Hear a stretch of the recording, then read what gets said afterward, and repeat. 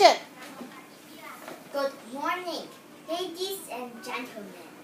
My number is 8.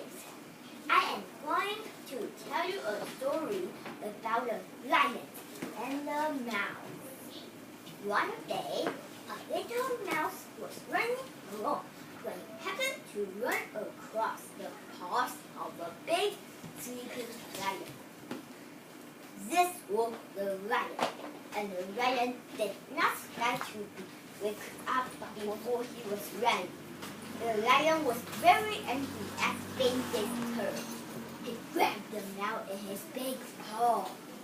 He was just about to swallow him when the mouse cried out, "Please, please, please, kind sir. I didn't mean to disturb you. If you will let me go, I will be thankful to you forever. And if I can, I will help you someday." The lion laughed a bit. Ha, ha, ha. Help!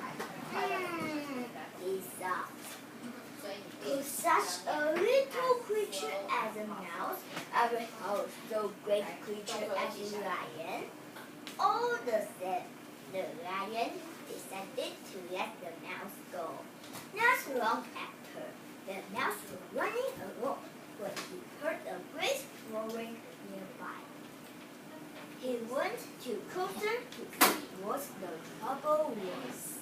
And there, he saw the lion caught in a hunter's net. The mouse remembered his promise to the lion, and he began biting the rope of a net, and kept biting and biting and biting until it had made a whole big knot, so that the lion could get free. This story is telling us little friend may be big friend, so don't look down on little friend. Thank you and have a nice day. 2分20秒，太快了，但是你动作都有做到，你可以回家。